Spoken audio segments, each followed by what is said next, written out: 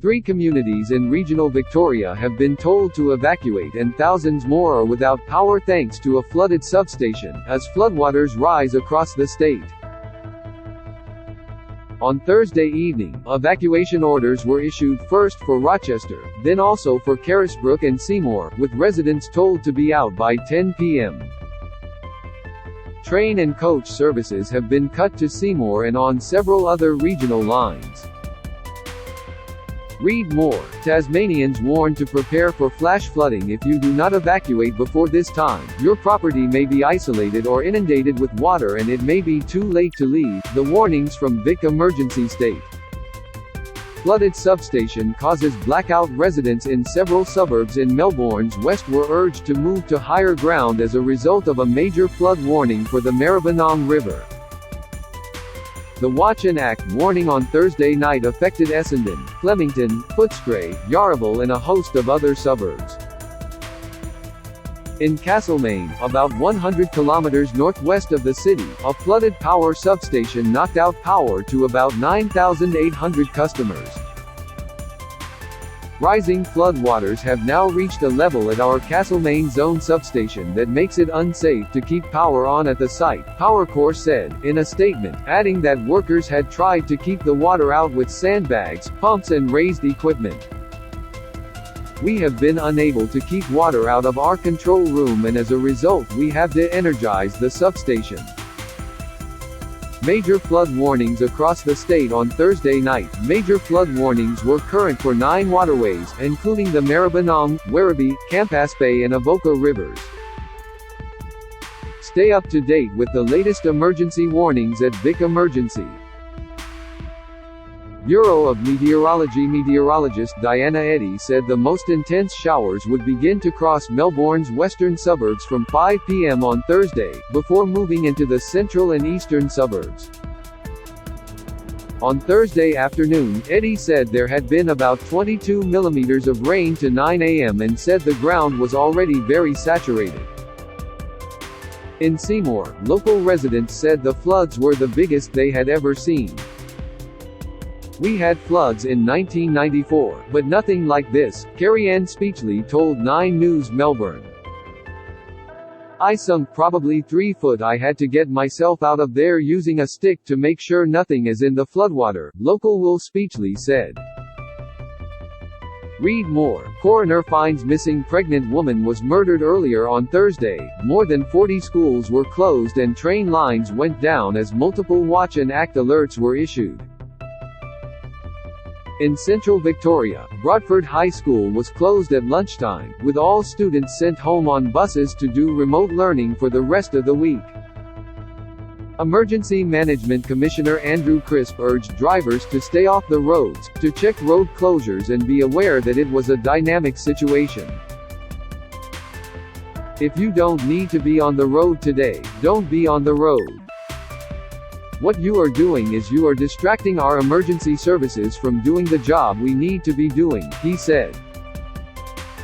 Read more. Victorian state election. Everything you need to know about the upcoming election. Satellite images published by WeatherZone show a massive cloud band stretching 5,000 kilometers from the Indian Ocean to Australia's southeast. The system is responsible for the current wave of extreme weather to that part of the country. Huge falls are also impacting Tasmania, which could see up to 200 millimeters of rain in just 24 hours. A massive 129 millimeters of rain had already fallen in Strathbogie North in central Victoria by 9 a.m. on Thursday, while wind gusts overnight reached 109 kilometers per hour at Mount Hotham. Read more. Terrifying mid-flight brawl forces Jetstar flight to turn around. A severe weather warning for damaging winds and heavy rainfall is in place for most of the state. The SES had already responded to more than 1,600 calls for help in Victoria in the 24 hours until 4 p.m. on Thursday, with the worst of the weather forecast for the state still yet to come. Of those calls, 911 were for flooding, 193 for trees down, 153 for building damage and crews carried out 30 floodwater rescues. Read more. Mother accused of spending spree after mistakenly receiving $10 million in crypto bungle heads to trial. The Department of Transport has described driving conditions as extremely hazardous, urging drivers to defer non-essential travel. As significant rain moves towards metropolitan Melbourne, many roads are likely to close due to flooding or will be impacted by floodwaters, fallen trees and debris, the department said. Poor conditions and high traffic volumes will result in challenging conditions on major roads like the Monash Freeway, West Gate Freeway, M80 Ring Road and Eastern Freeway. Read more. When will the rain end? Hint, it's not good news. Parts of regional Victoria begin to flood by Thursday evening. Water was already over major roads, including the Melba, Hume, Calder and Maroondah highways. Buses began replacing trains on sections of the Shepparton, Albury, Echuca, Swan Hill and Warrnambool lines, before even the coaches were cancelled in some cases. All the line train, scheduled, and replacement coach services will terminate immediately on the Shepparton, Seymour, Albury, Echuca and Swan Hill lines due to flood-related impacts, the line said, in a tweet just before 9 p.m. on Thursday. Madeline Sargent said she got stuck in Seymour on the way from Melbourne to Albury and criticised the update as about 4 hours too late. Currently on a bus to Shep with the promise of a taxi to Albury for myself and other passengers that have been stranded, she said, in a tweet.